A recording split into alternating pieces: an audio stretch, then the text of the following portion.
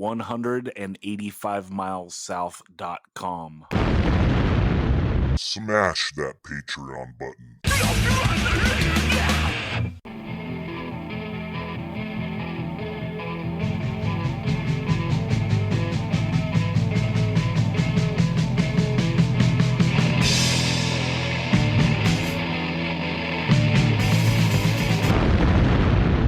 185 Miles South, a hardcore punk rock podcast.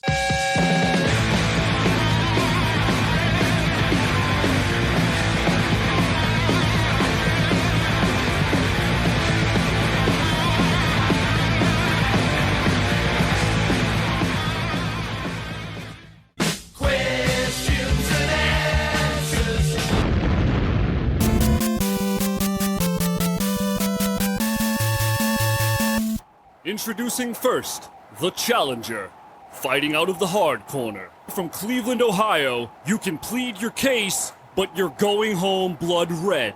He is here tonight for victory through harmony. It is the man known as Clevo! And his opponent, fighting out of the core corner. From parts unknown, weight unknown. Reason he didn't pick Minor Threat in the Straight Edge Super 7, unknown.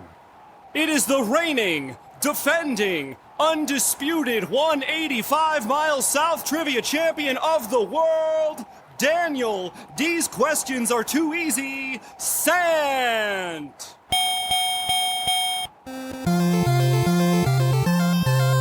All right, and we go to Clevo for question number 1. Clevo, what is the greatest hardcore song of all time? The title track off our first album, an album called Victim in Pain. The song is also called Victim in Pain. Close, but we go to Daniel for the potential steal. Daniel, what is the greatest hardcore song of all time? Sorry, there's a fucking spider that's just ran on my leg. That's not it. Go on. Next one. Oh, no points this round, and we go to Dan for his question. No.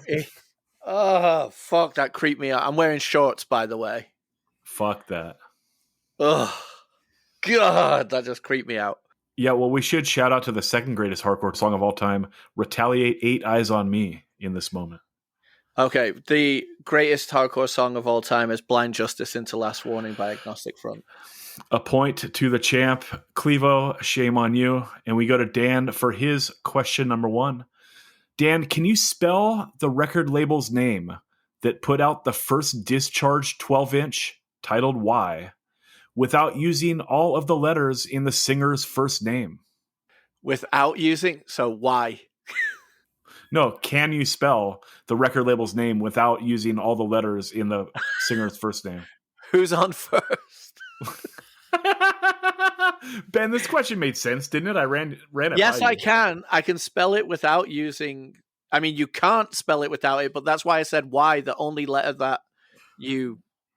See, you misunderstood. You thought I was asking why, but I was just giving you the one letter that is not in the singer's name that is in the record company's title. Okay, well, now you've twisted yourself into a jumbled mess, Dan. Is the answer yes or no? The answer is no. You cannot. a point to the champ. All right. We go on to Clevo for his number 2. Clevo, this is a multiple choice question. What year did SSD appear on the cover of Maximum Rock and Roll? Was it A, 1982, B, 1983, C, 1984, or D, 1985? B, 1983. We go to Dan for the potential steal. Dan, this is a multiple choice question. What year did SSD appear on the cover of Maximum Rock and Roll? Was it A, 1982, B, 1983, C, 1984, or D, 1985? It's got to be 1984. If it's not 83, I would have guessed 83 also, but if it's not, it's got to be 84. Point to the champ. Yeah, if it's not 83, it's got to be 84 because I think MRR starts in 83. It is Maximum Rock and Roll number 12, March of 1984. Okay, and we go to Dan for his round number 2. Dan, true or false? Both the Japanese hardcore band Judgment and the seminal Los Angeles punk band Pennywise have songs named No Reason Why that start with clean channel guitar? I'm going to say true. A point to the champ. All right. And we go to Clevo for his round number 3. Clevo, true or false? Both Minor Threat and Finnish hardcore band Appendix have songs called Seeing Red that start with bass lines. True. We go to Dan for the potential steal. Oh. Dan, true or false? Both Minor Threat and Finnish hardcore band Appendix have songs called Seeing Red that start with bass lines. False. A point to the champ. Ugh. Clevo's going to need a steal soon. we go to Dan for this one that might stump even the best trivia man of all time. Okay, Dan, multiple choice. Who was the singer of Crass? A. Steve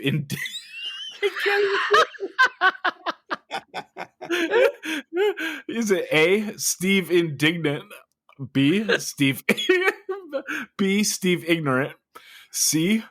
Steve Denoshit? Or D. Stanley Indignant? Ooh, is he one of the people from the Indignant family? No, I think it's B. Steve Ignorant. A point to the champ. Okay. Also, Clevo. just a little aside thing. Steve Ignorant is coming on tour, and tickets are $35. Well, I'm off Steve Ignorant's fan club and into Steve Indignant's fan club. What's up? All right, we go to Clevo for round number 4. Clevo, this is a before and after. If you remember the premise, for example, the band who did Brightside and a band on Safe Inside from St. Louis, Missouri would be Killing Time and Pressure. Make sense? Yeah, of course. Okay. The Ohio band whose 1987 cassette was titled Cease to Exist, and a Boston band whose first LP title was the opposite of Red Hot. That would be False Hope Conspiracy. A point to Clevo. He's on the board, motherfuckers. All right, we go to... That was good, Clevo, because that was good. Dude, I'm writing these for your wheelhouse, although Clevo got a little burned here, I think. Okay, Dan, we go to you for your round number 4. True or false? The Black Flag EP 6-pack has been released on 7-inch, 10-inch, 12-inch, and CD. 7-inch, 10-inch, 12-inch, and CD. Well, we know that Ben has it probably behind his head right now, so we're going to check that off. And I know it has been in the disgusting 10-inch category, and it's definitely been a 7-inch, but has it been a 12-inch? I'm going to say yes, it is true. Point to the champ. Wild, huh? That one gets the treatment? Yeah. I mean, it's good. It's the last great EP. Let's see here. Okay, Clevo. On the Sheer Terror song Cup a Joe, does the apostrophe come before or after the O? So, for using proper English title and capitalization, it would be after. But knowing that these are some ignorant fools, Indignant fools. I'm going to say it's before. We go to Dan for the potential steal, and shame on Clevo for doubting a true poet in Paul Bearer that he would not know. Dan, on the Sheer Terror song Cup of Joe, does the apostrophe come before or after the O? Oh, well, a sage user of the English language like Monsieur Paul Bearer has to come after the O. A point to the champ. All right. And we go to Dan for his round number 5. Dan, this is a multiple choice question. What is the second to last song on the Age of Quarrel? Is it A, Life on My Own, B, A Life on My Own, C, Life of My Own, or D, A Life of My Own? This is one of those ones that, it then just makes you go, can you repeat them? Yeah, I have the answer right now, and I don't know. Okay, multiple choice question. What is the second to last song on Age of Coral? A, Life on My Own. B, A Life on My Own. C, Life of My Own. D, A Life of My Own. I've always thought it's just Life of My Own, but you're making me think it's A Life of My Own, the way you said it so, like, I don't know, like strongly. Life of My Own. Point to the champ. The champ don't miss. All right. And we go to Clevo for round number 6. Clevo, multiple choice. What is the catalog number for the second No Future release, The Partisans Police Story Killing Machine 7-inch? Is it A, Boot 2, B, Boots 2, C, Oi 2, or D, Oi Oi D2? Oi 2D2. Oi 2D2, my bad. How has there not been a band called Oi 2D2? What the fuck? And they tour with C3PO. That's right. I mean, imagine the imagery, dude. I mean, R2D2 already is basically a skinhead. For real. As is C3PO. Yeah, they both That's true. That's true. One is like the little squat one that always tries to fight everyone at the shows, and the other one's like the methed out skin from Fallbrook. Right. Yeah, like the short, chubby one that always starts a fight, and then the tall, lanky one that always gets knocked out first. Yeah. Okay, you don't have to repeat the choices. What's the record label? No Future. It's C. Yeah. The answer is C. Point to Clevo. Oi. All right. And we go to Dan for his final question here of this this noble trivia. Dan, the A side of the first Peter and the Test Tube Babies single has a song that refers to what two-wheeled mode of transportation? Moped? A point to the champ. It is the Moped Lads. All right, Ben, we go to you for the subtotals. Okay. Dan scored so many points I had to count them just now. Dan has 10 points. Clevo has 2. All right, well, let's kick this off. What? What? Okay. All right, Clevo, how many points do you want to wager in this final round? 2. All right. And Dan, how many points would you like to wager? 10. Clevo's got a shot, people. If Clevo can pull this off, he can do it. All right. We go to Clevo for his first one. Here we go.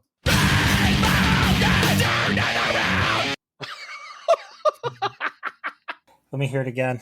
Dude, as many times as you want. Here we go.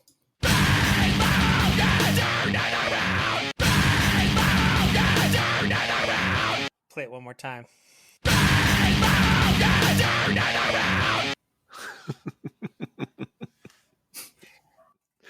Roll it again.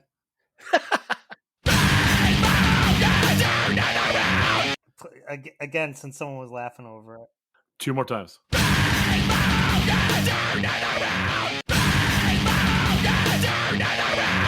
The second half is Turn It Around.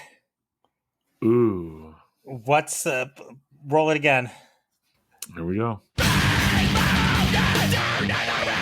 Again. One more time. I think I know it by now. Well, Dan's gone to get the lyric sheet. No. I can't make out that first part. It sounds something like, I know it's not Bang Your Head, but it's like one more time, and then I'm gonna answer. Okay. Because it's Rick, I'm just gonna say True Till Death, Turn It Around. Ooh, a noble guess. Dan, do you have any guess on that first word? Oh, it's just one word? Never mind then. I thought he's saying bad man, turn it around. No, he's saying refocus, turn it around. Everyone, come up front, sing along. There's no way in hell that word is refocus. Okay, back off that mic, Rick. Here we go. Refocus, turn it around. Clevo, that's so good getting that back part. So sick. But No dice. All right, Dan, we go to you. Here we go. What the? That was so fast, and it's so much lower volume than. All right, here. Okay, can I hear it 5 times in a row, please? Yes, you can. Here we go.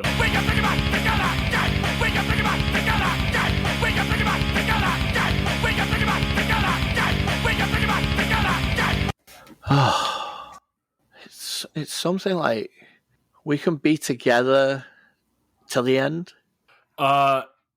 Very close. Very, very close. We can bring it back together again. Oh, So close. I don't know if I have any of the playoffs left. Oh, tiebreaker. Let's see what we got here. I mainly chose all 10 points just to screw you. Thanks a lot. Okay, we do have a tiebreaker here. So because it's 0-0, we go to the tiebreaker. It is Ben, are you on that page?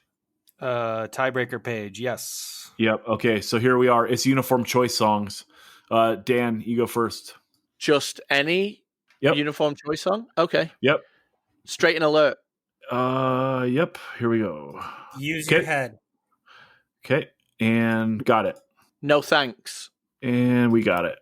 Screaming for change. And we got it. Staring into the sun. And we got it. Same train. Got it. Uniform choice. Got it.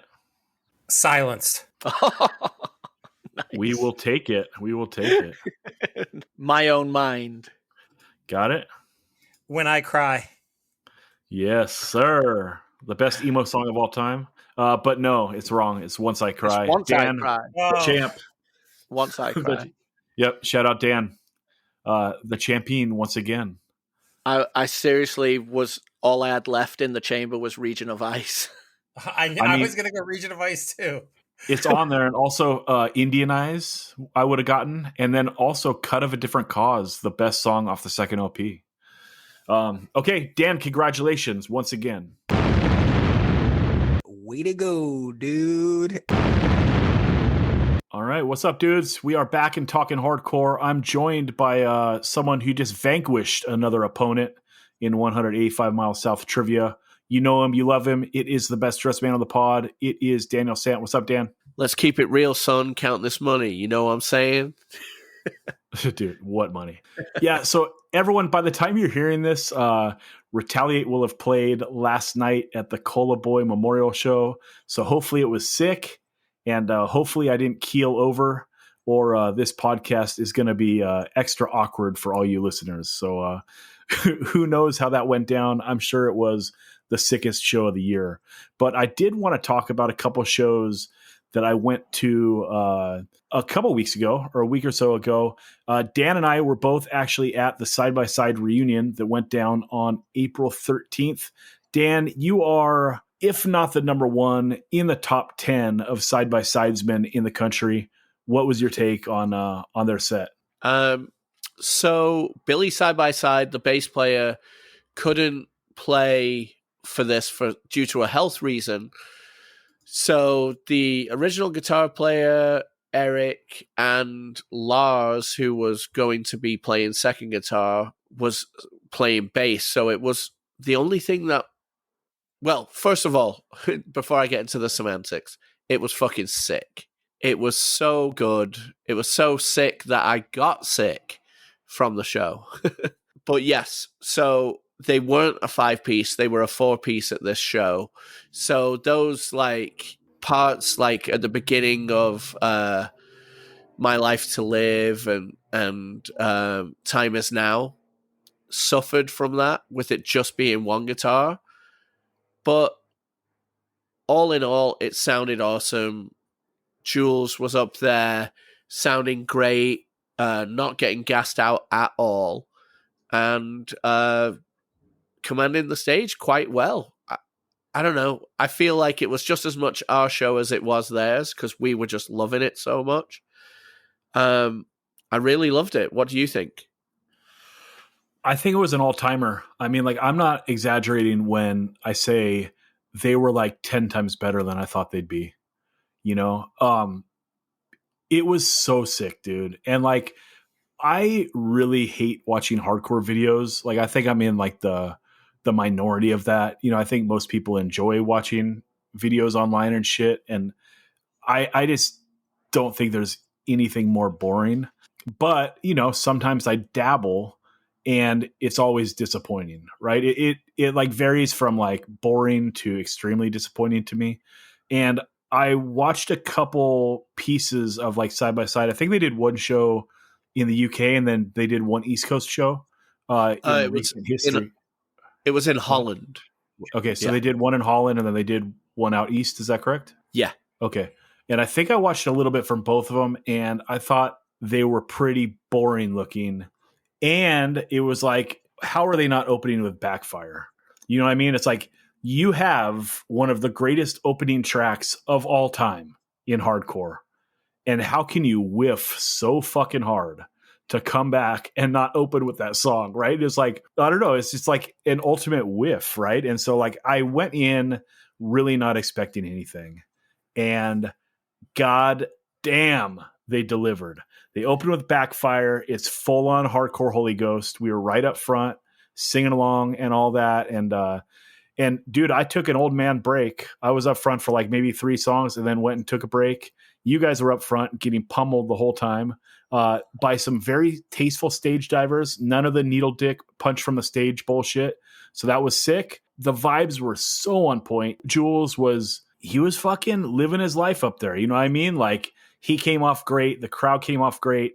And then, yeah, I mean, you say the time has now suffered and, you know, it would have been better with 2 guitars, but when those first notes start playing, I'm catching the hardcore Holy Ghost. I'm coming out from the back again, right up front. And yeah, dude, it was great. More than I expected. And yeah, really an all timer. I mean, I've been buzzing off it all week. You know, we're recording this on Thursday and yeah, I'm still feeling it. Absolutely just on point. So yeah, I hope that it lived up to your expectations, Dan.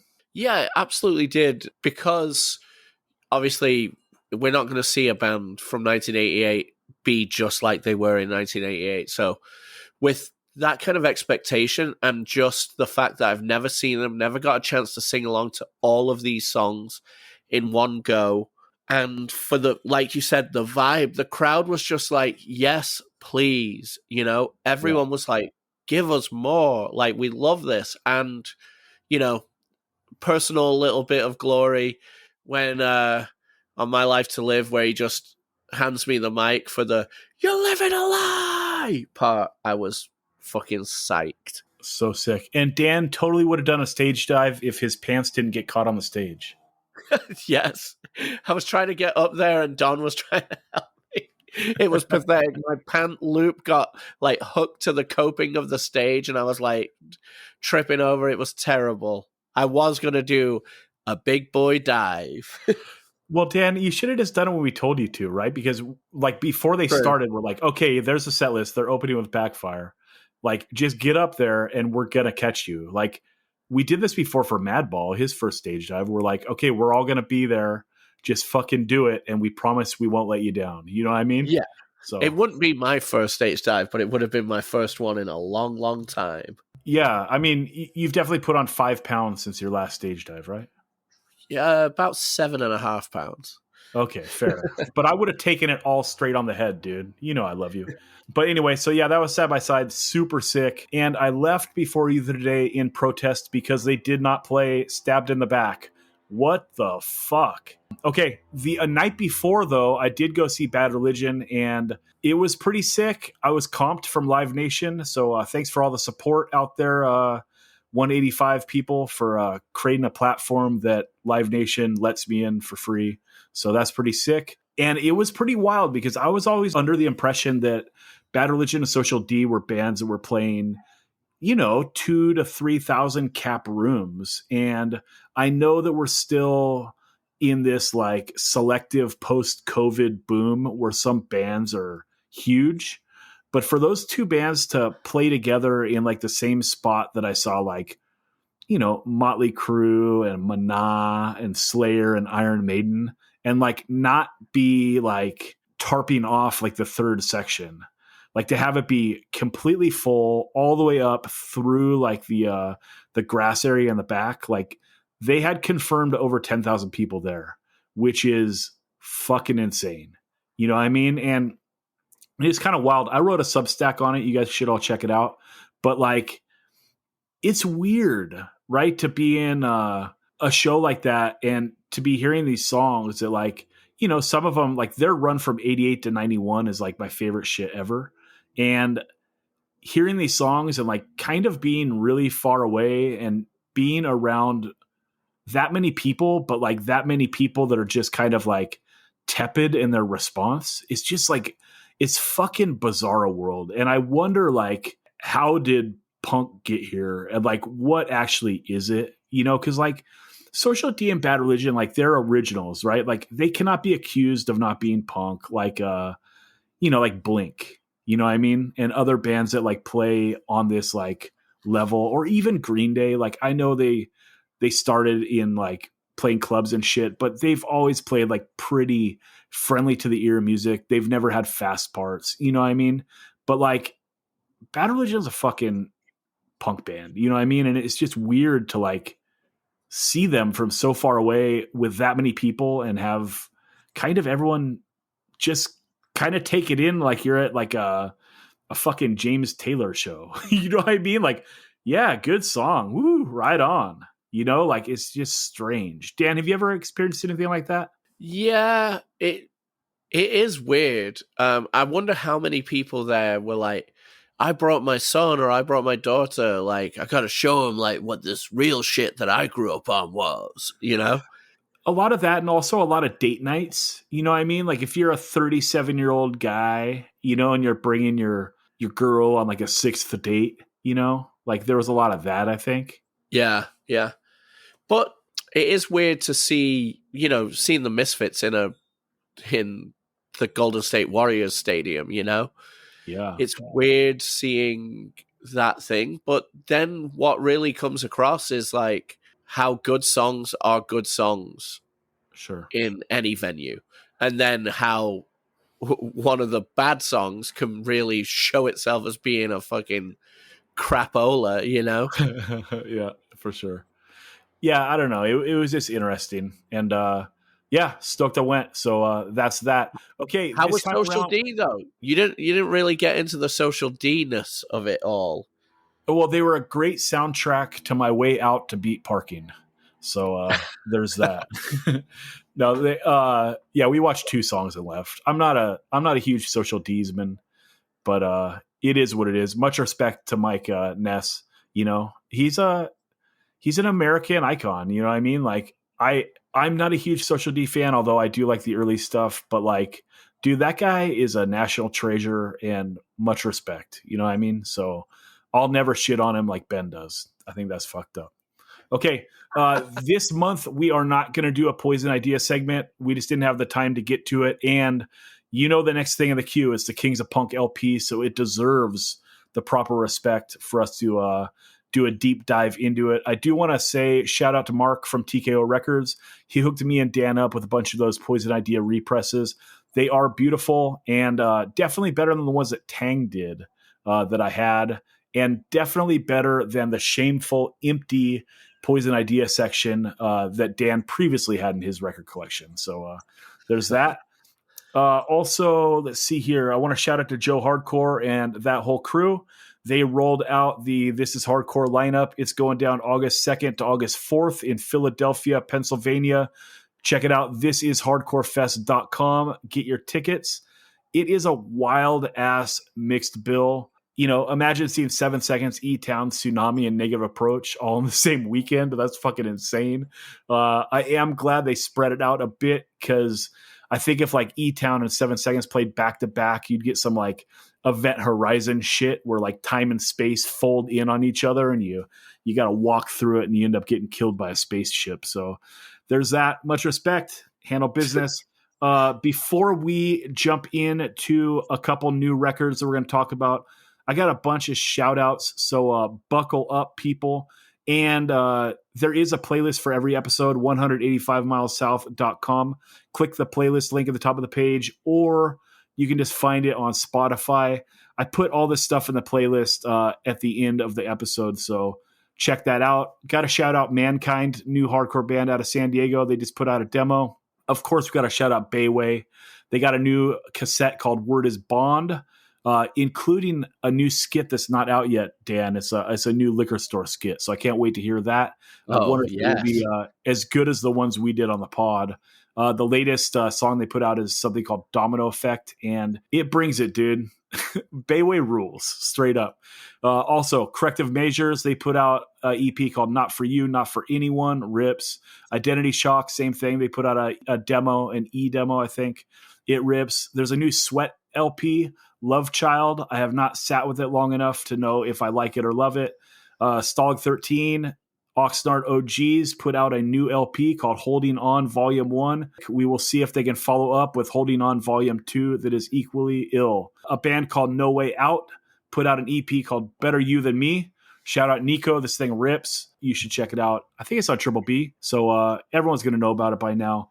Also, the record label Extinction Burst is on a tear. They've put out two things recently that rip. Band Accelerate, that's Accelerate. Shout out Dan. They put out an EP called All I See Is Hate. It rips. Also, a band called En La Muerte. They put out an EP called Silencio. And dude, when they're busting their fast parts, it sounds very similar to early Suicidal. It is so sick. I love it. They are playing San Diego in the next couple months, and I'm really excited about that. Also, we love Melbourne, but we love it for the new wave of Aussie single coil stuff. There is a heavy band called Disdain. They're out of Melbourne as well. They put out 2024 demo. Also out of New South Wales, Australia, Hell Awaits put out a demo 2024. That thing sounds savage. Kind of similar to the Bayway in like the audio profile. Also, Echo Chamber, their self-titled EP came out, completely delivers. It's everything you thought it would be and more. I ordered that 7-inch, waiting for it patiently. I will never send an email and say, where's my record? Because I know it's coming. What's up? The LP by Burning Lord came out, Arcane Demolition. It rules. We might have to get to that one because this has been a slow burn for me. I'm really enjoying this thing, and we might talk it next month. We'll see. Also, shout out Pawsy Chris. He hipped us to the Clockface demo, 2024, Volume 1 out of Detroit. Also, there's a New Existence song. We loved that LP last year. That's a shout out to Quality Control. Also, a band called Utility did a 2024 demo.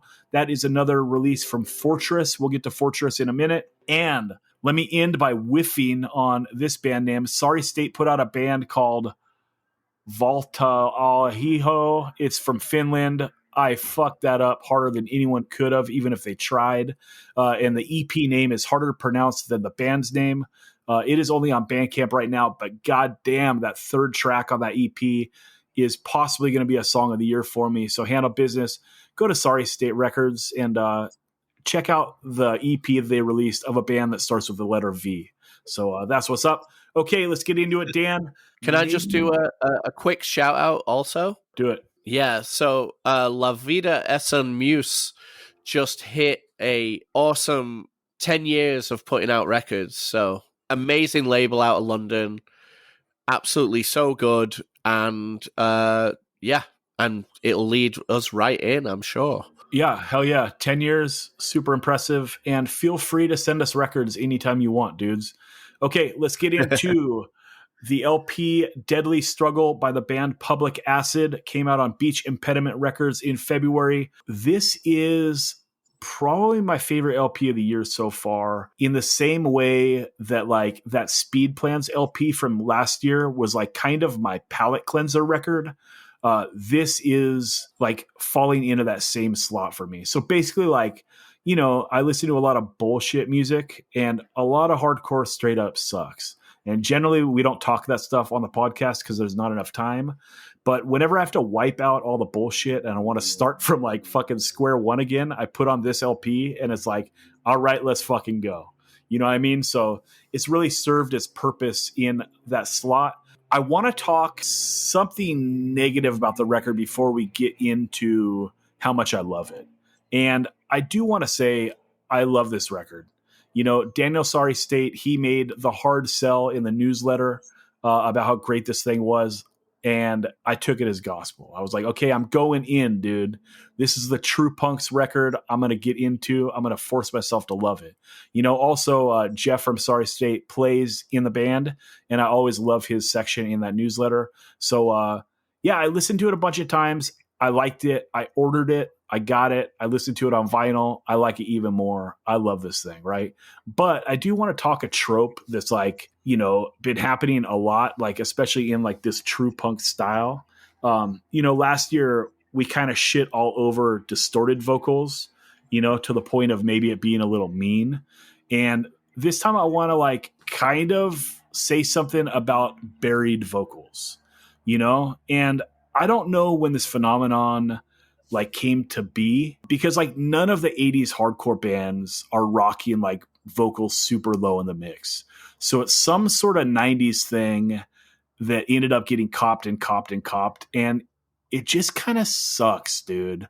Like this dude has a sick ass voice, and this record would be better if the vocals were up higher in the mix. You know what I mean? It doesn't mean I don't like this record or nothing. It's just like, it sucks when you hear something that you like so much and there's something painfully obvious that would make it better. And I saw the dude from like Prank Records saying something on one of the social media platforms recently too about like, you know, bands being scared to write hooks or, you know, kind of along the lines here. And I think that like there's a lot of, you know, bands kind of being shy boys and like being scared of, you know, being accused of being cheesy. And I think that like has led to vocals being distorted or buried, and also bands being shy when it comes to attempting to write hooks. You know what I mean? So this band is playing here in May, and I just want to make a proposal to the singer. You know, I say that, why don't you show up early? You might be playing Bakersfield the night before. You're going to want to get the fuck out of there, dude. So like come to San Diego a little early. You know, we'll go to the Crystal Pier in PB, one of the greatest places on earth. And, dude, we'll take our shirts off. We'll fucking stroll down the boardwalk to Mission Beach. You'll feel the sun on your shoulders. You know what I mean? Your walk will turn into a stride. You'll gain that confidence when you're breathing in that salty PB ocean air. You know what I mean? And yeah, dude, get your strut on and like, let's get this confidence going. And maybe by the end of our walk, you'll feel like you want to crank your vocals up from 2 to 5. You know what I'm saying? Because I don't know, Dan, am I being too rude here? Like the vocals should be a little higher, right? Yeah, but I think you've gone overboard on the old Crystal Pier there. You don't think that a stroll from the Crystal Pier to the roller coaster with your shirt off will boost confidence? It wouldn't for me. It might for Public Acid's vocalist, perhaps. What if you Mad Dog Zonies on your way and you make a couple cower and want to retreat to the desert? If I can kick someone in PB Vermin right up the ass, maybe then. Yeah, obviously it's a choice for the vocals to be layered and buried like this. But you're right. I think it would come off a lot better if these were louder in the mix. But that being said, it's still a phenomenal record. Yeah, dive into it. Well, the great thing about this, upon first listen, you feel just the power and the brutality of what this thing is. Just DB-led destruction, you know, like it's noisy, it's fast as fuck, it's brutal, and you get that, and the songs are good, but upon like 6th, 7th, 8th listen to it, you start hearing like so much more in the riffs. You start to hear like there's like, I don't know, it's not quite like in a tragedy sense where the riff is like doing something bright and going somewhere else. It's more like there are two segmented riffs that upon first listen just sound like one powerful, like smashing thing. But when you have your headphones and you're taking Reggie for a walk around the block and you're slamming into a bush, you can hear a lot more of the guitar work. And it's really fuzzy, but it's like so good. And the way the vocal cadences are is super good. Like, what I get from this is like a little bit like, obviously Discharge, but I get a bit of like Gehenna in there as well. I get a bit of some Scandinavian styles in there as well to an extent. But it's hard to differentiate of like what you would say like the best song is, but that song Ignorance is just an all-timer. It is a crusher. And it also ends in a very almost like Gehenna-esque way, or with, like a lot of these true punk down and dirty bands do, with that just wave of noise taking out of, like, the song goes into a wave of like almost like digital noise to where you're almost in a swarm. That song is really really brilliant at doing that. It just gives you just such a feeling of that. Real quick thought, Dan, just on that. Like, yeah. I love that they do that stuff so sparingly, right? It's like they have to do it. It's a trope of the style, you know what I mean? But like they do it there on the end of Ignorance, and they also do it at the very end of the last song, Deadly Struggle. But like instead of having it be 90 seconds, they have it be like 8 seconds. You know what I'm saying? Well, I don't have the vinyl, so can you confirm if Ignorance ends side A? Yes, it does. Okay, so I think that's really good choice, is that the two songs that end each side of the vinyl give you that, like, out. You know, it just lets you know. So it's not an overused trope, and it does kind of bring, like, Act 1 and Act 2 to an end nicely. I think the bass playing and the drumming together is so good. Like, what a rhythm section. I can't really say more other than saying this is something that is not in my go-to listening, but it is one that when this style is done really well, it's something that I dive into and re-listen to the record often. Do you know what I mean? 100%. Like, this is not our lane, which is why I know it's a spectacular record if we both like it, right? So, like, you know, kind of all the true punk style, like, is too grimy for me generally, you know, whether it's like for me to pick up on the nuances of it, whether it's power violence or like modern D-beat or grindcore or any of them, like they have to be like really spectacular to me. Otherwise I just want to listen to like the starter kit stuff. You know what I mean? Like kind of like there's a lot of people out there that don't listen to any grindcore. They just like nails, right? It's like, okay, that kind of makes sense because Todd is so good at like putting a big part in pretty much every song, right? Either a song is going to have a big ass part or it's going to be like a blazer that's like setting up the LP and the sequencing. There's a few things I think that make this LP great. And like, that's kind of it, right? Like every song either has a big ass moment or it's like a full on blazer that's just showing you like we're a band that kicks ass. Also, like the sequencing on this thing is so spectacular and like really takes you on our journey. Obviously it sounds savage. And, you know, Dan alluded to like the riffing before, but like this has some serious like left hand dancing ass riffs and like they never get lazy. Like they play a riff and they move on. Especially like a song like that third song, the Psychedelic Depression. Like that first fast riff on here is probably my favorite on the record. It's like full on YOLO. And like, it's kind of insane that they bounce like through a shit ton of different riffs on this like song and this record in general. It's kind of like that Dark Angel record from the 80s that like notoriously had that sticker on it advertising like this album's 67 minutes and there's 246 riffs. You know what I mean? So that's that. And yeah, like there's 3 songs on here that are just blazers, like D-beat blazers with spectacular drumming. That's Confession, Scraps of Sanity, and Hang the Leaders. Like those are the ones that don't have the big moments, but they serve like their blazer purposes. Much like, 7 seconds straight on, Minor Threat Stand Up, Uniform Choice sometimes, or Stalag 13 sometime. Like these are necessary for writing good hardcore LPs. But of the songs that have like the big moments, like that first song, Slow Bleed, like that song like builds up to that slow bleed, like chorus vocal hook. It's so sick. Psychedelic Depression, already touched on it. Ignorance, that's the big mosh song.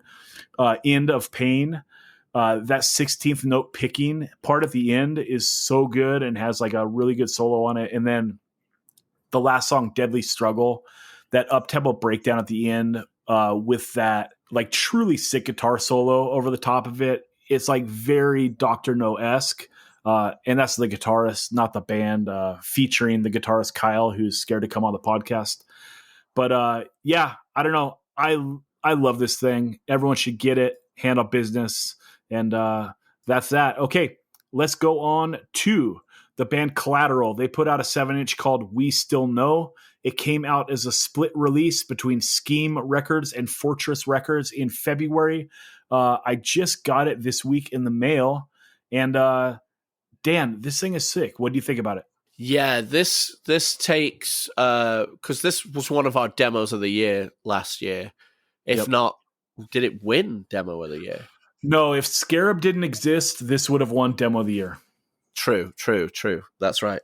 And this just is so sick. Comes out and they have not skipped a beat. Like the production level is up from the demo.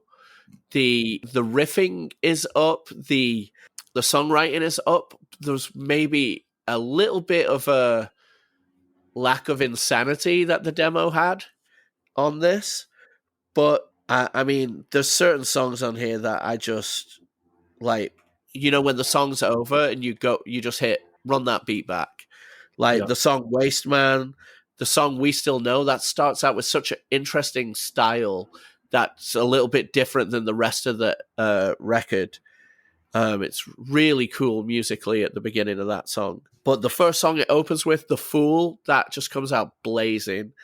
This is really good root style hardcore with just a little twist, a little bit more, street savvy in there.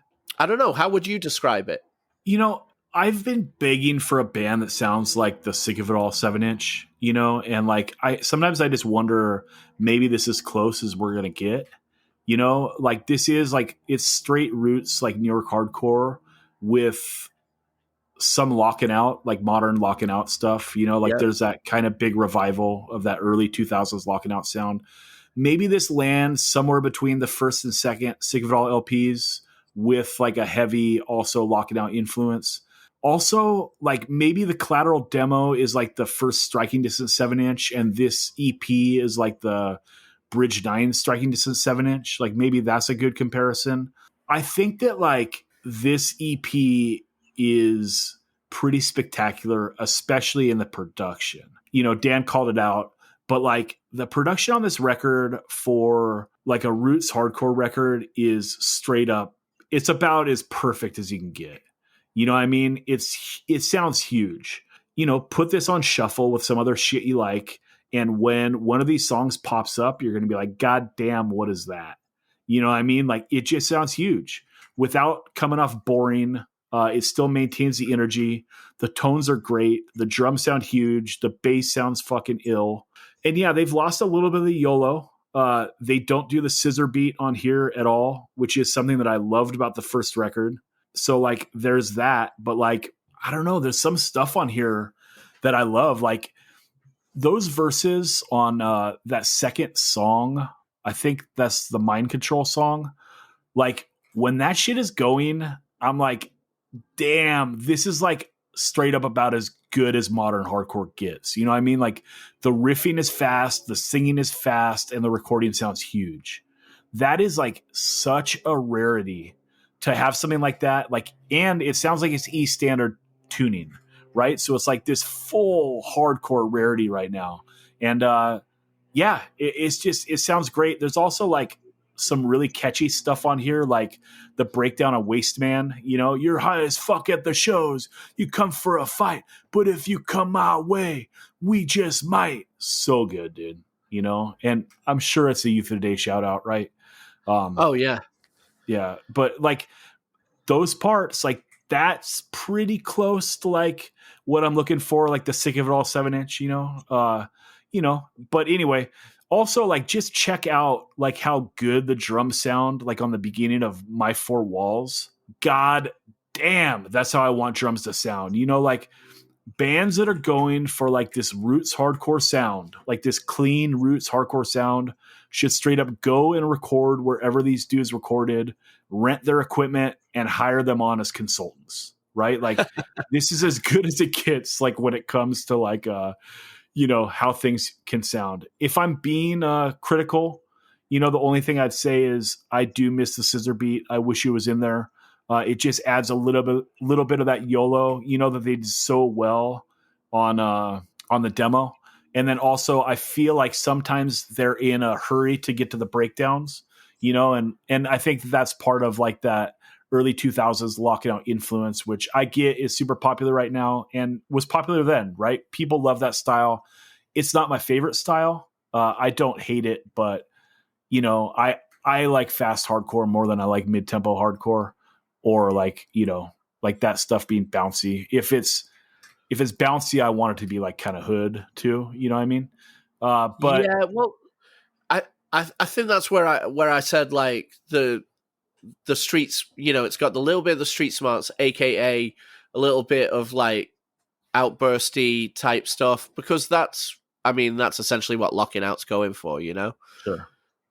And I do love the bounce over here.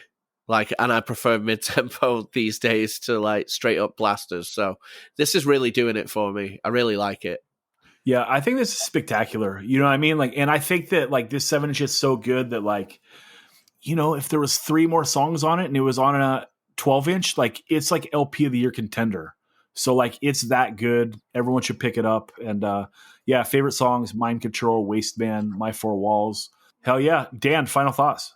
Yeah, pick this up because it's so sick. And, you know, I love that they're using Wasteman as like a euphemism for someone being wasted at a show. Like, it's so good. Shout out Top Boy. Shout out Collateral. We love it. Final thoughts are hardcore rules. Try and catch a show as good as what we just saw, which was Side by Side. Old men can still do it. That's right. Dan, where can people find you? On Instagram, at Southpaw Instagrammer, at the Whistle Stop every 3rd Friday, doing Fucking in the Bushes, my Britpop night. Every 4th Friday in San Francisco at the Cat Club, doing my other Britpop night called Leisure. And, you know, get in touch if you want to nerd out on shit. Hell yeah. All right, everyone, we're on the other side with Billy Vera talking about cutting an LP at Mystic Records, and Tom from Confront. What's up? But you know what? There's things called fun facts and then unfun facts. Fun facts and then unfun facts.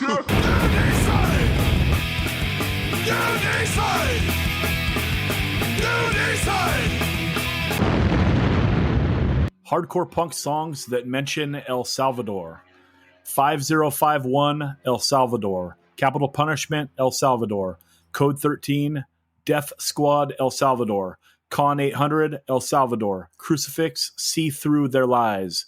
Dead Kennedys We've Got a Bigger Problem Now. Dead Kennedys Kinky Sex Makes the World Go Round. Detention El Salvador. The Dicks. Right Wing White Wing. Doctor and the Crippins El Salvador. Dr. No El Salvador. The X War is Over Weapons for El Salvador. Jello Biafra with DOA Wish I Was in El Salvador. Minutemen, Song for El Salvador. The Plot, El Salvador. Reagan Youth, Red Tape, El Salvador. The Celibate Rifles, El Salvador. The Insane, El Salvador. Unter Mensch, El Salvador. UXB, El Salvador Stomp.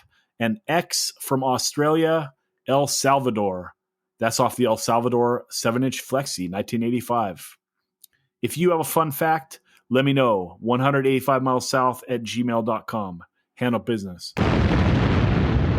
All All right, everyone. It is a podcast first. We have a Grammy Award winner and someone with a star on the Hollywood Walk of Fame. It is Billy Vera. I like you already. You pronounced my name right. That's right. I appreciate that. Yeah, so, this podcast is mostly about punk rock, but there is a really cool tie-in with your career because you cut a record at Mystic Records in 1983, which is kind of right before that studio started doing just a glut of punk and hardcore. But let's back up a little bit. I want to set the stage for who you are for the people that don't know. In the 60s and 70s, you were kind of a prominent songwriter, and you wrote a bunch of songs, including some really sick songs that I think people that are into late 70s punk could like the stuff you did for the Remains. And then you wrote songs for Fats Domino, the Shirelles, and then you also wrote I Really Got the Feeling, which was a #1 hit for Dolly Parton in 79. Is that all correct, or am I totally wrong? All correct. In fact, that your punk connection is Don't Look Back by the Remains. That's become a classic in the garage, whatever punk. Yeah. genre. I think that people might refer to it as proto-punk. Proto-punk, I like it. Yeah, there you go. So after you do all that, you start doing your own band in 80 and 81, and you have a couple songs that hit the charts in 81. But you put out a record in 82, a solo record on a label called Alpha, and that record doesn't do well, and that label closes, and that kind of puts you in a rough spot in your career. Is that correct? Yeah. The Japanese who owned Alpha, they pulled the plug. They weren't happy with how the Americans were running the American division of their label. So we can blame the Americans. The Japanese, they had their stuff together. Apparently so. Well, they did. We were the first act on the label, so we got the big push. They sent us they brought us to Tokyo to appear in the Tokyo Music Festival, where we won the gold prize there. So cool. So at that point, you don't have a label, and how do you come across Mystic? Like, do you just have a contact with Doug Moody? How does that all come about? Well, that actually, the Mystic record was recorded in 71. When I still lived in New York. And I of course, 70s was a pretty rough period for me too, because the music was changing. I was known as a blue-eyed soul singer in the 60s. And of course, by the late 60s and early 70s, a whole new music was playing. It was like all these wimpy singer-songwriters and I couldn't fit very well in that. And then disco came in. I sure couldn't fit in that. And I was trying to find myself, commercially, and failing miserably. And so a manager I had at the time knew Doug Moody, and Doug knew of my work on Atlantic Records in the 60s. And he offered us 6 weeks of free studio time to record at his studio, which was the same studio that Richie Valens had recorded in, right? When it was Delphi Studios. Yeah. And so I had my bass player and drummer come out there and meet me, and just the three of us recorded this album. I brought in an ex-girlfriend's husband who was a terrific sax player to play on 3 tracks. And we brought the album to the fellow, I can't remember his name. He was a known sax player who worked for Lou Adler, who had Ode Records, and Lou liked what he heard. In fact, so much so that he flew to New York and booked a studio just so he could hear me sing my songs at the piano alone. And he said, "Look, you're exactly what I'm looking for." He said, I just had this great success with Carole King and another artist like yourself who everybody in the business knows, but the public doesn't know. So I think I can do the same thing I've done for you that I've done for Carole. And so he wanted to do that. long story short, the manager screwed up the deal. You know, he negotiated as though he was negotiating for Elvis Presley. You know, and Lou just was not happy with that, and he just backed out of the whole deal. So there I was for the entire 70s, just playing struggling gigs with my little trio, and also there was a big oldies revival in New York throughout the early 70s. So I got a lot of work doing that as a backup band, because I could play that music well, and I knew all the artists who were all my heroes, my childhood heroes. You know, Dion and the Belmonts.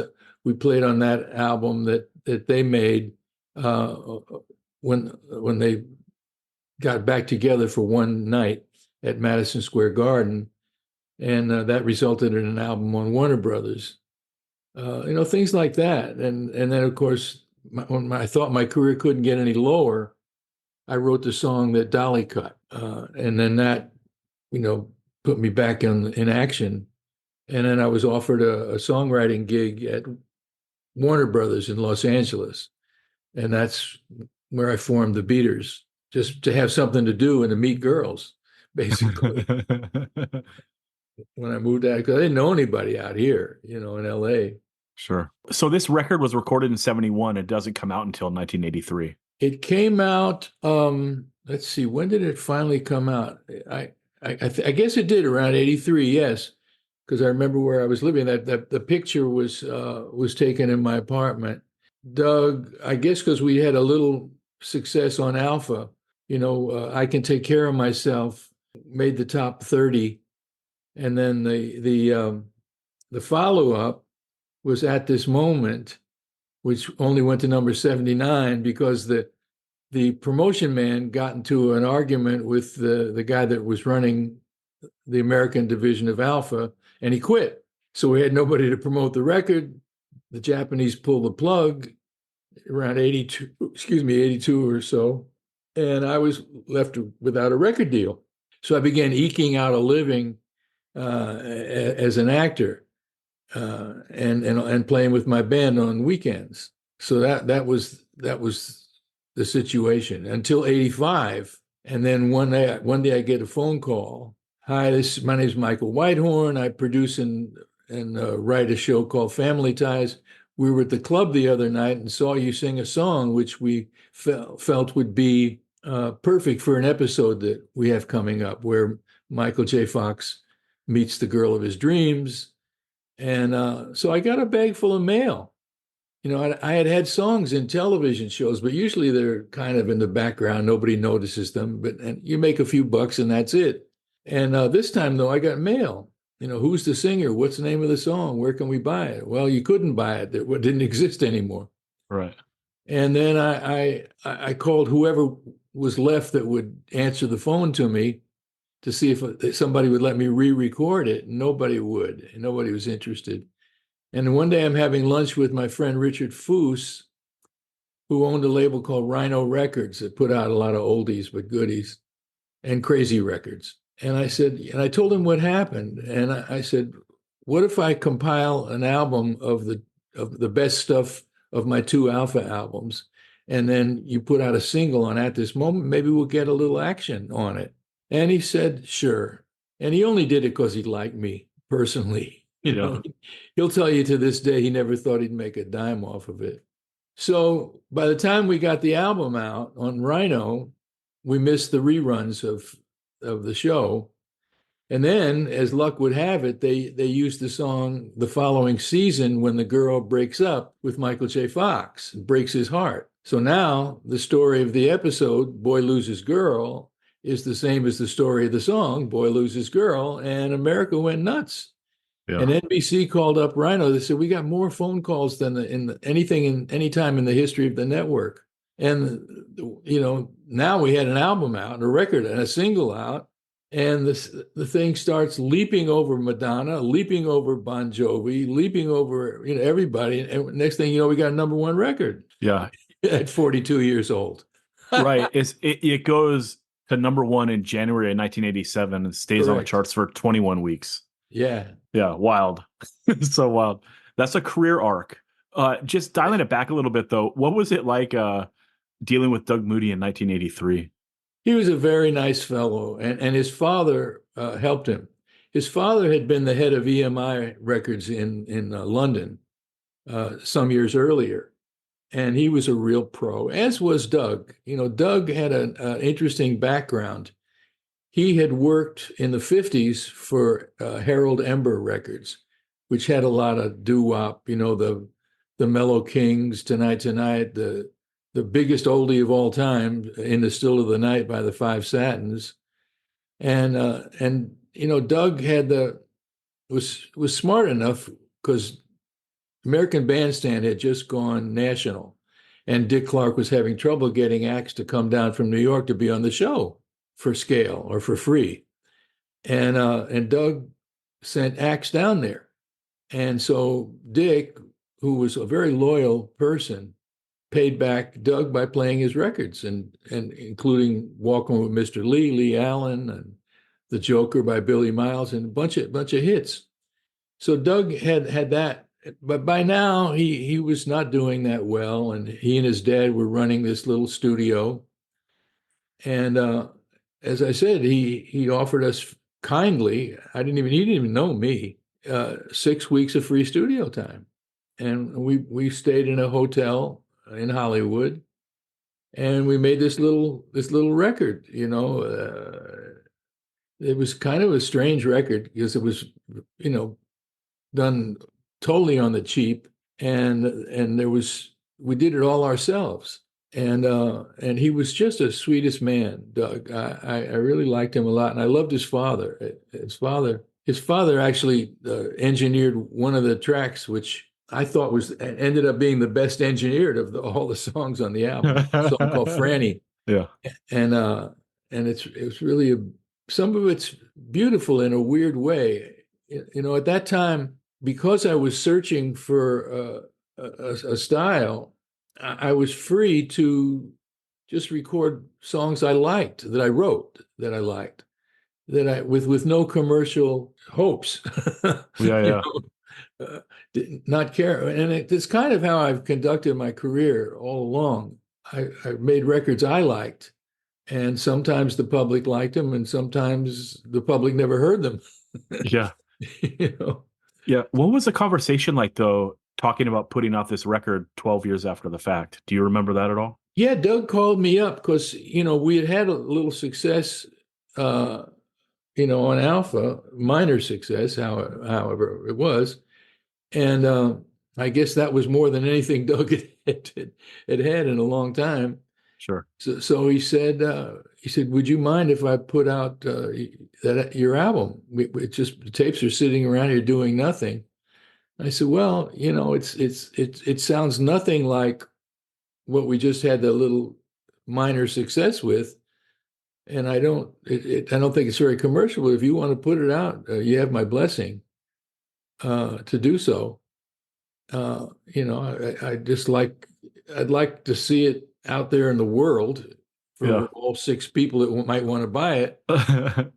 You know, and so he did, and you know, it sold nothing, and of course, but like that, that's how it happened.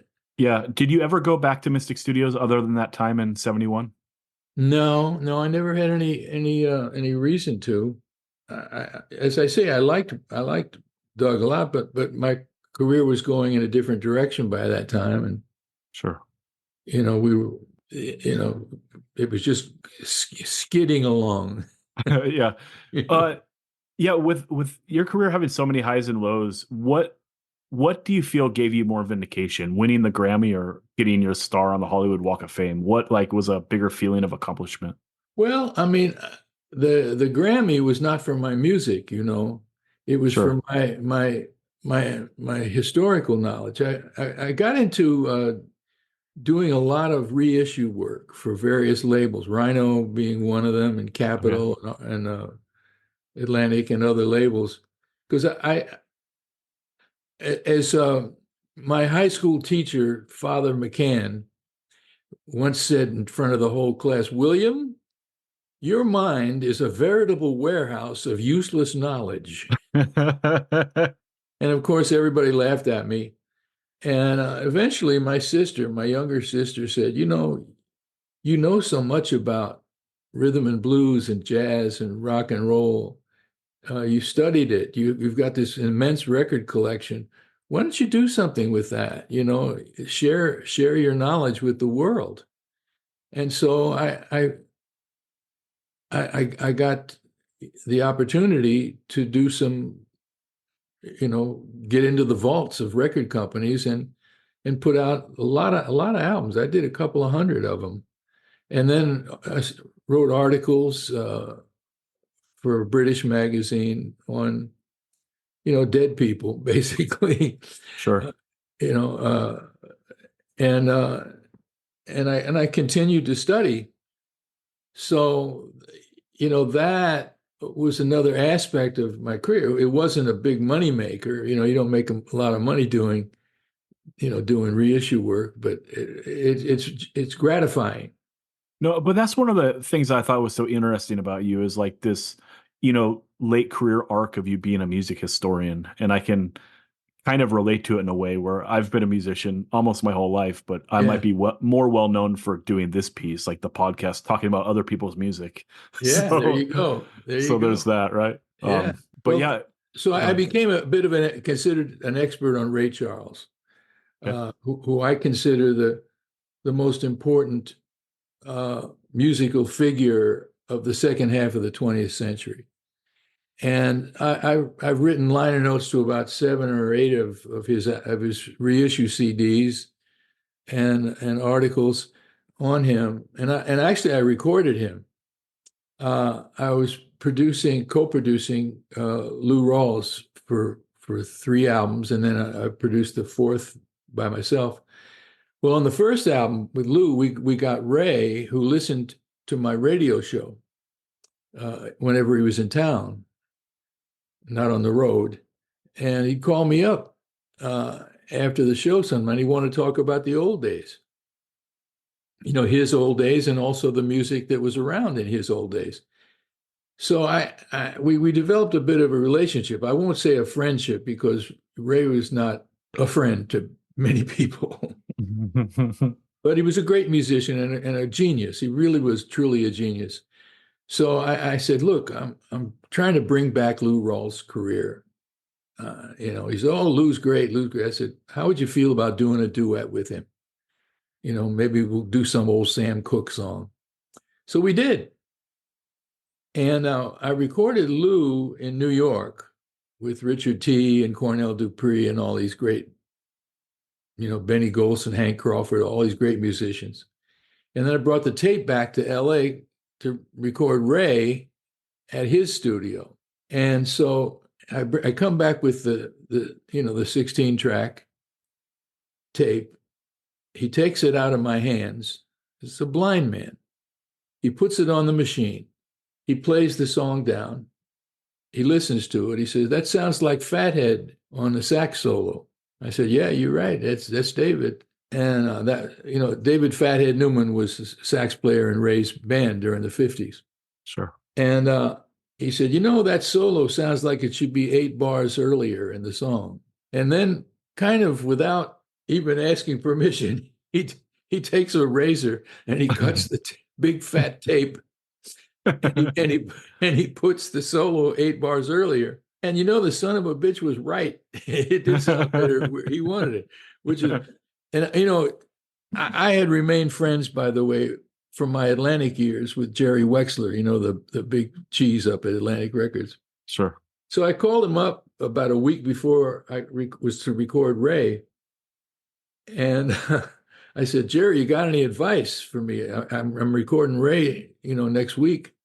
He says, man, you don't produce Ray Charles. You just get out of his way and let him do his thing. So that's how Jerry Wexler and Ahmet Ertegun made all those great Ray Charles records. They got out of his way. Yeah.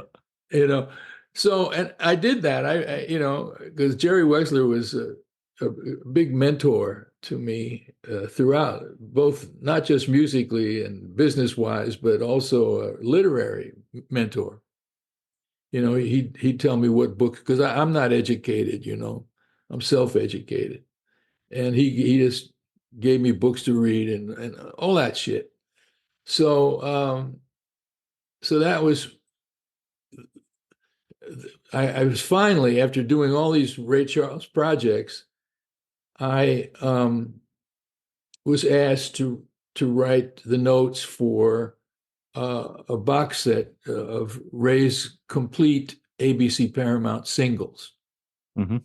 So I did, and for that I won my Grammy. So that's great. But and then as for the star, well, it was something I never expected. I didn't think my career was worthy of a star when all these famous people don't have stars. And my fear was that people would put me down. Why him? Sure. Why this asshole? And Angie Dickinson, who the actress, she nominated me for it. So I asked her. I said, "Gee, are you sure, man? People might resent me." And she said, "No, you don't understand how it works." She said, of course, there are much bigger stars than you who don't have a star on Hollywood Boulevard, but one of the criteria is that your career must have helped the city of Hollywood because it's given to you by the Hollywood Chamber of Commerce. Gotcha. So in other words, you've made records in Hollywood, you've made movies in Hollywood, you've done radio in Hollywood, you've done television shows in Hollywood. So your career has definitely helped out the city of Hollywood. So I said, but still I was concerned. So I had just signed with Capitol Records by Joe Smith, who had just taken over as president. And he had called me up and said, I'd like you to be my first signing. And I knew him socially. So I called him. I said, Joe, will you present me when they give me the star? Because Joe was known as the great roaster. He would make fun of me. So I felt if the fun making came from my team, sure, people would accept it and then they would be on my side rather than resent me. And I was right. His first line, he gets up on the podium and he says, Billy Vera, what do you say about Billy Vera? Billy Vera gets a hit record every 10 years, whether he needs one or not. And the whole crowd there, it was, they let you pick where you want your star. So I said, put it in front of Capitol Records so that they'll remember that I'm on the label. That's great. Yeah. Well, Billy, you've been a pleasure. I appreciate your time. Oh, my pleasure. Yeah. Thanks so much for doing this. I appreciate you. Oh, you bet, man. It was a lot of fun.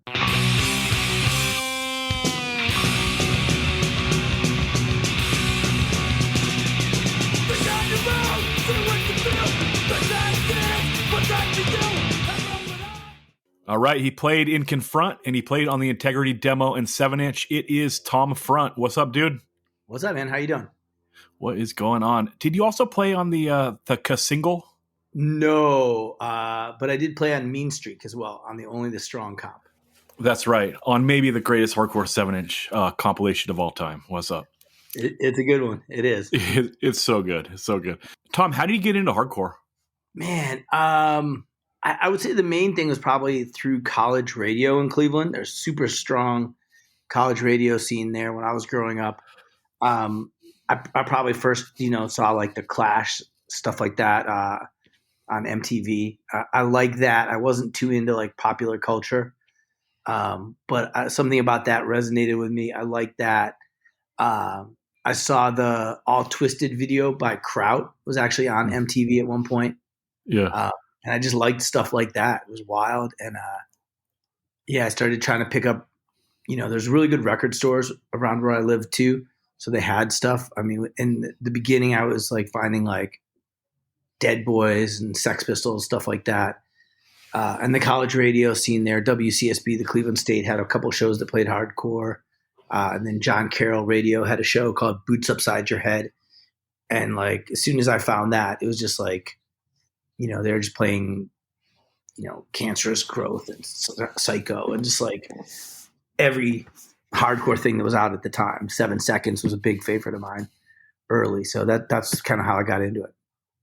What year is that? Like getting into like that wild shit, like the Psycho, the Cancerous Growth, 7 Seconds, all that.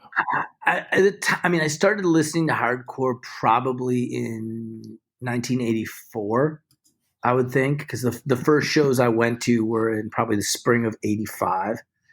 I hit a local show at a place called the Underground in the Cleveland Flats. And then the first big show I saw was Suicidal Tendencies at Peabody's Down Under. And that was like April '85. So that's when I started getting into it. And then probably that summer is when I started going to more shows. And I saw Black Flag in '85 and meeting more kids into that kind of stuff and, just going head first. What were shows like in Cleveland in '85? Like what were those Black Flag and Suicidal shows like? Yeah, they were wild for sure. The Black Flag show, they played at this place called Cleveland Public Theater, which was on a second floor. And it was like just jammed with people. That was in June of '85. And it was like, that was like maybe the hottest show I'd ever been to. Ever. At that point, obviously it was.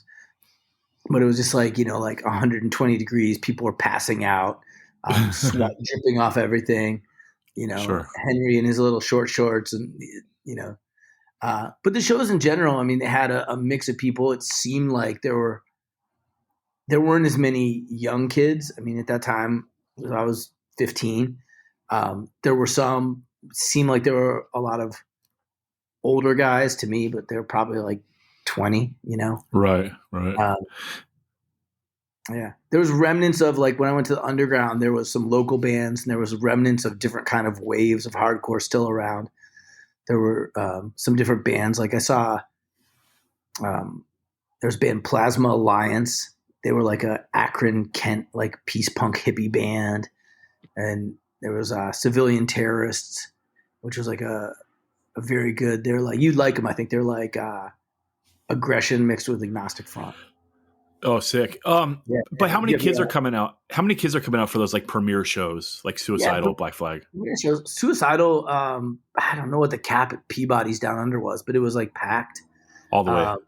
Yeah, Black Flag, that place, I would know probably maybe like 600 kids or something like that. Black Flag, that place was jam-packed. Jesus. Yeah, and then they started having shows around that same time at a place called the Variety Theater, which had been, I think it had been really well known for like vaudeville and stuff. It was this like ornate old theater. And that held like 1,200 people or something like that, 1,500 people. It had been like really beautiful in like the 20s and 30s, I guess. Had like, velvet seats and like ornate ceilings. And it was all falling apart by the time they started letting hardcore bands play there. Did you ever see a band pack that place out? Yeah, probably Dead Kennedys played there. Okay. That was like, when Dead Kennedys played, it was probably, I don't know if it was full, but there had to have been probably close to 1,000 people at something like that. Holy shit. So when do you meet all the dudes that you ended up doing Confront with? Like what year would that be? And how does Confront get together? Yeah. So Steve and I went to the same high school. So I met him first. And he was probably one of the earlier guys I knew into hardcore. And a lot of the people we had a good scene came out of that school. And we had a bunch of people who did different bands and stuff at that school. And there were definitely some like very like, I consider it all hardcore, but like the punk side of things, like dudes with spiked hair and mohawks and stuff like that. Sure. And Steve was like the other like nerdy dude who didn't like look like that, but loved hardcore. Yeah. And then how do you guys decide to do a band? Yeah. So we had just talked about it. We were interested. We were kind of maybe going to do something with some of the other guys who lived right around us. Charlie Garriga, who went on to Outface and now is in GB and Judge and stuff like that. But we were looking for people. He was trying to do something a little bit more on the melodic side when he started Outface. And there was, as we were going to shows in other, like around meeting kids from other areas, there was these guys who had a band called Youth Inc. And it was the first, I would say, straight edge band in Cleveland. And they had champion hoodies with green Wishing Well Unity shirts over them and stuff. And we were like, who are these dudes? Yeah. And so we got to know them, and they didn't last very long as a band. The singer of that, one of the guys who was playing bass in that went on to go sing in Outface before Derek. And then the guy who was the guitar player, Brian, and the guy who was the singer in that was this guy, Jerry Beck. And so we talked to them, and we started Confront with them. Jerry wanted to play guitar. So Brian and Jerry both came on guitar, and then Brian brought his younger brother, Jay, to play drums. And so we got together and we just started, writing songs and getting after it right away. And the demo's 89. That's pretty late for this wave of straight edge hardcore. When did the band actually start? Band started in 87. Okay. So yeah, we started in 87. I wish I had the dates of all the recordings. We did, our first shows were in the fall of 87. I just found, I've been going through all this stuff I have, and I found a sheet of paper where I wrote down our first show. Our second show, actually, we went to Buffalo and ended up opening for Agnostic Front and New York Wolfpack. Sick. So, yeah, it was pretty cool. How important was Youth of Today touring the country to the explosion of straight edge hardcore in the late 80s? I've seen those photos before of them showing up in some backyard in the Cleveland suburbs and all you guys hanging out. Yeah, that it blew things up for sure. I think there was also, that was very influential to us, and it really grew the scene out of it. There was so much energy around it. Seeing Youth of Today and that summer of 88 tour was pretty incredible. Just the kind of the feeling around it. I really think it had probably a bigger impact on people who got into hardcore from then. The younger dudes, a little bit younger than me, who that was kind of their gateway to hardcore, which I think the whole youth crew thing came out of. I think that's where it really made its mark, because that was a lot of people's first hardcore. Whereas I'd been going to shows for a couple of years and was listen to a lot of that similar kind of stuff, or stuff that influenced them, like SSD or Antidote, but also Christ on Parade, or just whatever stuff. But the vibe of that and the energy they brought to it, and that was around them, it just meant that all sorts of people were coming out. When we first came out as Confront, in that time, we were trying to book shows, and we would book shows ourselves, and we'd play with a couple of the local bands. And there's probably two older bands that would play with us. False Hope, who were a great band. And all dudes we knew. And also there was a band called Knife Dance, who's really good. They were older guys. Probably the singer was the first real hardcore dude in Cleveland. But they were the only of the older generation of bands that would put us on any shows. So it wasn't it was mixed. We'd play with Leather Jacket, punk bands like them, or stuff like that. But once that kind of summer of 88 vibe came around, tons of kids started showing up in very youth crew looking things, and looking for that type of hardcore. So right. And Youth of Today opens it up, but you're the band if they want to go see a band more than once a year. Yeah, for sure. Yeah. So how did that open it up for you? Your shows went from what to what? Yeah, it definitely grew. We booked a lot of shows with bands like that. When I got into booking shows, and we started with the smaller local things, but then I booked a show with Judge, Gorilla Biscuits, Beyond, Life's Blood, Project X, and Confront, and Jesus, yeah. I have the flyer for it. It's like we called it Straight Edge Fest, and I was like, man, I wonder if that's like the first people calling it a fest. I don't know. We did that in this little pizza place on, in this Coventry, the street where everyone hung out. Like, I don't think there was a stage. It was awesome. Yeah, and we should say that's the tree that's referred to in the Integrity song as well, right? Exactly. Yep. You got it. Coventry. What's up? Yeah. Did any of the hardcore kids that got into the scene, like in that 88 era, like, did they care at all about the old shit, like the Pagans, the Dead Boys, or the Guns? I would say probably not so much at the time. That's a good question. Like, ask Clevo, because he's kind of like of that generation, like a little bit younger than me. I don't think so. I think probably most people who stuck around, got into that later. Sure. Pagans were weird because like they didn't, like, there wasn't any residual vibe of them. Even like the Dead Boys, like one of the dudes would live at called it the back house. It was like this little house in the backyard of another house down on like East 23rd or something. And they just had like old punker dudes there. To me, they were old. That they were probably like 25. And but like, yeah, Cheetah Chrome would still like hang around down there. But there wasn't really, like, I didn't really know about the Pagans till later. And even though I listened to all the bands that I could see, that were older than us, and even that had tailed off. So I don't think they had a big legacy at that point, maybe more in like the alternative space. But I think those kids who were coming in, checking out Youth of Today and Gorilla Biscuits and getting into hardcore through that stuff and skating, no, they didn't care about any of that stuff at all. And the ones who stuck around probably later learned to appreciate it. Yeah, I just wonder because, people like us that are from like second or third tier cities, like a lot of time there's like more connection with the local stuff. And throughout time, it seems like people care less and less about it. So it's funny to hear about that in 88, like people not caring about the roots. Yeah, I think people, also it was so hard to find stuff like that, and if you knew somebody who had all that stuff, and there was a lot of that generation came across as very jaded.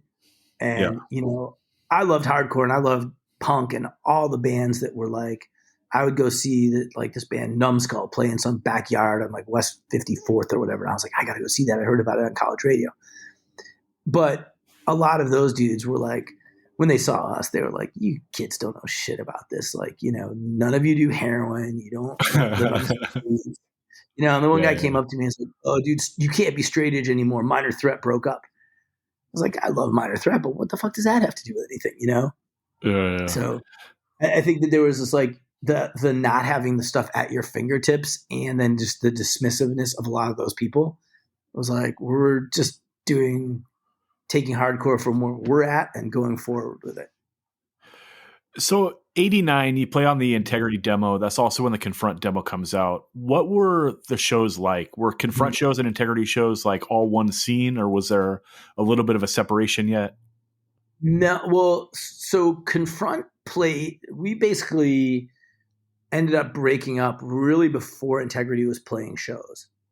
And then Integrity was very much of like originally a project band, especially like that Dwid had the name Integrity and was making stickers and shirts before there were any songs or people in the band. It was just like he was like a guerrilla marketing before its time. Like he had a vision for what how he wanted it to be, and he was doing that stuff. And Confront really played through 89 basically, and ended up breaking up. And then we did a couple shows in early 1990 with a slightly different lineup. But it didn't overlap in terms of playing. Integrity, I think after that we started writing Aaron had been playing bass in Die Hard and he wanted to play guitar. And so we started putting stuff together and working together. And Dwid was like, he had a very clear vision of what kind of thing he wanted to do. So we did that. We did the demo and then recorded In Contrast of Sin. And then I ended up leaving, and then they started playing out. Gotcha. So you never played a show with them. No. And so then the Confront Payday 7-inch comes out over a year after you guys play at all. It's like it's completely posthumous or whatever. Yeah. We had recorded that and it was gonna come out on Combined Effort Records. Yeah. Out of New York. Did what did they do? Super Touch, and they ended up putting out the Beyond LP, which I love. And that guy Dave Stein had been a really great friend of the band, really nice guy, good friend to me.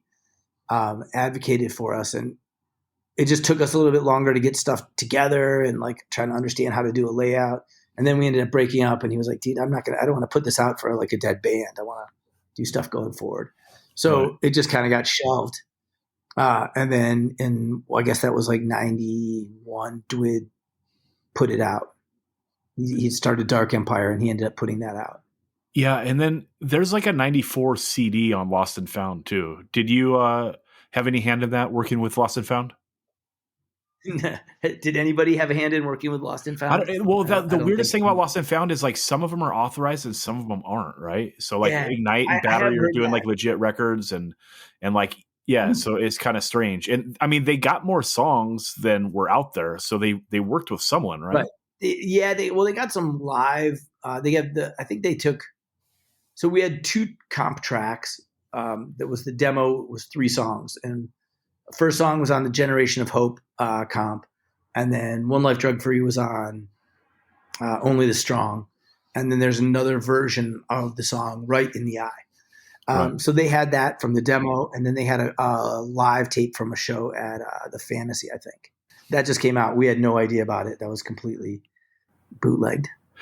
How did you feel about that at the time, and then how do you feel about that now? Because from my perspective, that's the only way I ever heard Confront.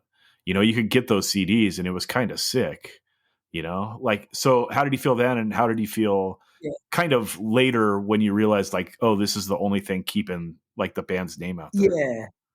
Yeah. You know, I wasn't as involved in hardcore at that point. I still listened to it, but I was like kind of not day-to-day involved or doing things. So it's kind of like, I wasn't super psyched about it, but I wasn't like, you know, God damn it, they're taking away from what I'm trying to do. It was kind of a thing in the past. We didn't really have a lot of creative control in the 7-inch either. Like Dwid just kind of did that, which, you know, he gave me a bunch and I was fine with it, but it wasn't like directed by the band so much. So I didn't love it. And I was like, damn, who is this dude? But also I wasn't super upset about it because it was like, I don't know, I guess I'm not like, I didn't take charge of doing a project and like push to get that done a different way. And I'm always psyched that people have wanted to like still listen to it. You know, I mean, to this day, one of the reasons I wanted to do this re-release is because I live in DC and I'll go to a show and like there's a couple people who always come up to me and they're like, dude, you're the guy who's in Confront, like, you know, 30 plus years later. Yeah. So I hang out at the Joint Custody record shop quite a bit. It's right across the street from my gym. Sure. And those dudes are like awesome hardcore dudes. And they always are like, what about this or that? And like someone comes in and they're like, the other day I was in there and their Mil-Spec was playing in DC and they were hanging out at the record store. And one of the guys is like, oh yeah, he played bass in Confront. And the guy's like, I always wanted to ask somebody about Confront playing in Toronto in 1987. And I was like, well, here's your chance, dude. Like, let's go. Well, tell us about it. What was Confront like in Toronto in 1987? We played a good show there. And I was telling him about, we went to a house party. So we played in Buffalo with Agnostic Front and then drove to Toronto. And then we played at some place. We got paid $65 Canadian. I found that in my little note. But these dudes took us to a party. They were like, it's a like Condemned party or something. I was like, what's that? And they're like, oh, there's going to be bands playing or whatever. And we were walking across like the front lawn and this like the window upstairs just whoosh, exploded, like glass coming down and like the toilets landed in the yard and shattered. And they're like, oh, this house is being condemned and it's like the last day and they're having just like a punk party. And they were just destroying it. Sick. And so the guy, I was like, and the guy's like, you went to that party? And I was like, yeah. And the guy from Mil-Spec was like, Sons of Ishmael wrote a song about that. And I was like, no way. So I didn't know that there's there's a Sons of Ishmael song called like Halloween Party that's about that event. So that was the most memorable thing about that show. Do you think it's funny like that logo associated with Confront is like kind of a scrawny dude when you guys are all kind of big beefy dudes? Well, Steve and I were heavy set. Jay and Brian are pretty skinny. So I think that was actually Jay, the drummer. I think he's kind of like the model for that. He's like a very skinny dude. Oh, there you go. Yeah. There you go. When was the first time that you heard me and Steve express a sentiment that displaced people were worthless scum that should die of AIDS? I don't know if he said it exactly like that, but that album, I talked to Steve recently, which is cool. I'm not a sharer of any of his political beliefs in the slightest. So when he was kind of got off on that tangent, I wasn't as interested in staying in touch, that type of thing. Do you feel like Confront being so closely associated with One Life Crew has kind of hurt the legacy of the band at all? Yeah, it's definitely changed it and not in the direction I would want it to go. I think there's probably a lot of people who, I mean, that One Life Crew album sounds amazing. I don't like what it says. I definitely think that Confront gets associated with that, and like the whole. It's not even that album or what he says on there. Confront was a different type thing. It wasn't negative. It wasn't like antagonistic as much as people think, and like even some of the stuff that came out well before One Life Crew, definitely kind of the attitude changed. And like, so when Dwid put that record out, there's stuff on the 7-inch that's like the most hated band in Cleveland. And I never liked that because like we weren't hated. People liked us, dude. We'd play and there was like a lot of kids came out to see us.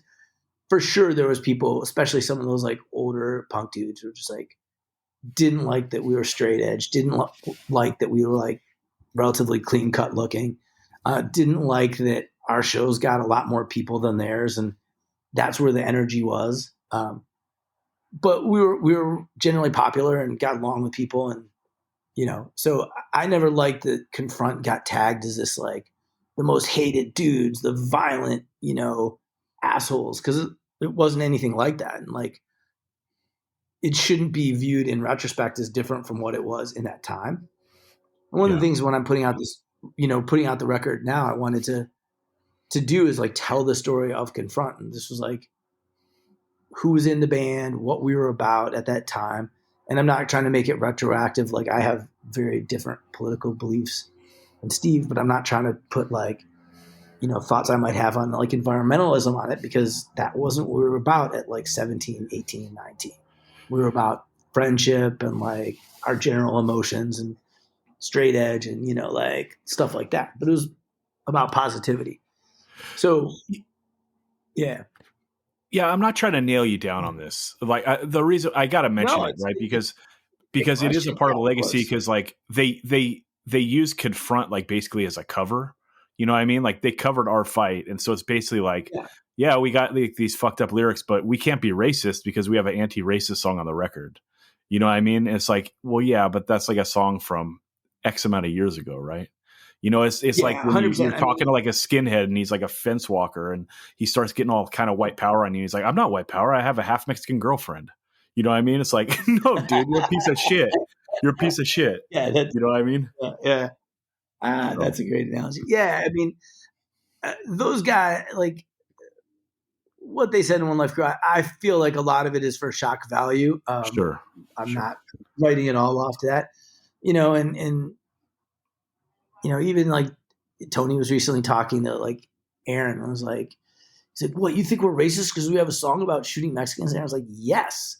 He's like, we make jokes about everyone. It's like, yeah, but like, I don't know, just like, don't do that, just like, yeah.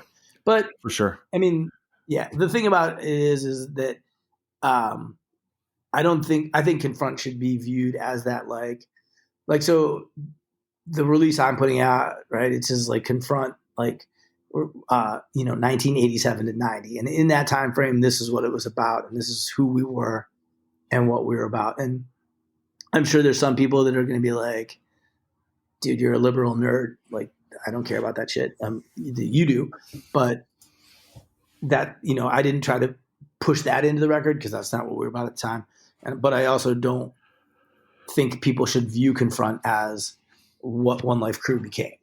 And if you like that better, you like that better. But for sure. So you finally got this stuff up on streaming. So much respect. Yep. We love that on the pod. Appreciate it. Yeah. I know you got to redo your Super 7 Cleveland edition. Sorry. Oh yeah. I'll go in and add the songs. But yeah. But yeah, you're right. We should do it. We skipped it because it wasn't on there, right? There was this one song. Yeah. One song was streaming. Let us know what's up with the repress. So you're going to do a 12-inch of all the material?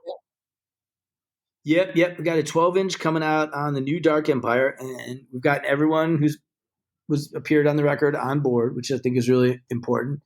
It did, get me back talking to Steve, and I talked to him about like what I wanted to do with this and why it was important, and what I thought we'd do. And we came to a good understanding of it. And so I had the reels from Mars Studio. We were one of the first hardcore bands to record at Mars, and it became legendary. People came from all over. I think Earth Crisis and like maybe All Out War and bands like that came to record there. And I had the old reels, so we ended up sending them off to Chicago to get baked and digitized. And we got those back, and we got it remixed. And then also I had a tape. I played you a couple of those songs. Yep. I had a tape that my brother had recorded on a 4-track. So we just have like one mic for vocals, one on guitar, one on bass, and one on drums that we'd done in March of '88 in the basement of my parents' house, which is where we practiced for quite a while. And that had a bunch of earlier songs that didn't get recorded in the studio. And I wasn't sure if that tape was going to be just like embarrassingly bad or like just terrible quality or like a decently like lost 80s hardcore classic. And I mean, people can judge it how they want, but I was really happy with how it turned out. It's definitely raw. It's not like the same quality as a studio recording, but it's a good representation of those songs. We have a couple covers on there, an early version of One Life Drug Free. And the other stuff you can hear, it's super fast. Sick. What do you think the legacy of Confront was? Man, I know there is one because it's meant a lot to people, and I have people coming up to me. I have people, it's been really cool to hear other bands cover Confront. One of the guys who works at Joint Custody, he was in a band called Protester, and they used the Confront, like that logo at one point. And like old school Cleveland people were like, what? These guys are ripping you off. And I was like, dude, these are like, I don't know how old they were at the time, like 23-year-old kids who love Confront now. Like, I can't be mad at that at all. Yeah. So I think people loved it. I think that we had a little different sound than the traditional Youth Crew. It's a little harder. I think the people who kind of lump us in with like, people are like, oh, it's like you guys, maybe it was you guys I was talking to, were like, oh, you guys loved like Brotherhood and SSD. And I was like, yeah, for sure. So I think that just a little bit faster, rawer, it's not metallic at all, but vibe of straight edge is something that really resonates with people. So, there's people that love it. There's bands that have, come up and told me they've been influenced and, done Confront covers. There's a band in DC that I just found out Grand Scheme had done a Confront cover, No Tolerance, who are awesome. Right. So it's resonated with people, and I'm pretty psyched about that. And, if I can get it into more people's hands or get a cool version of it into those people, in the hands of people who've loved it for 30 plus years, I'm pretty psyched about that. Oh yeah. Okay, Tom, before we get out of here, did you ever see Chubby Fresh do a stage dive? Oh, I don't remember that. I've seen him grab the mic and sing along, but I don't think I've ever seen him get air. Right on. Hey, Tom, you've been great with your time, and much appreciated. Awesome, dude. I just want to thank you guys. having me on, but also just for everything you guys do for hardcore. Love the show. I've learned about so many good bands from you guys. There's so much hardcore blowing up right now. Every time you guys go through stuff, I pick up a bunch of new things. I was driving in here today listening to, I think, Colossal Man and stuff like that, Live It Down, all these new bands. I'm really psyched that people are just putting out more hardcore, and you guys are helping keep that going. All right, everyone. I hope you enjoyed this week's episode. If you want to support the podcast, you can go to patreon.com/185milessouth. You can also go to our website, 185milessouth.com, and click the Patreon button there. The Patreons are the people that keep this podcast alive. Get at me, 185milessouth@gmail.com. I respond to everyone. We're also on all the socials, 185 Miles South. Handle business. We love you all. We'll talk to you again next Monday on Patreon.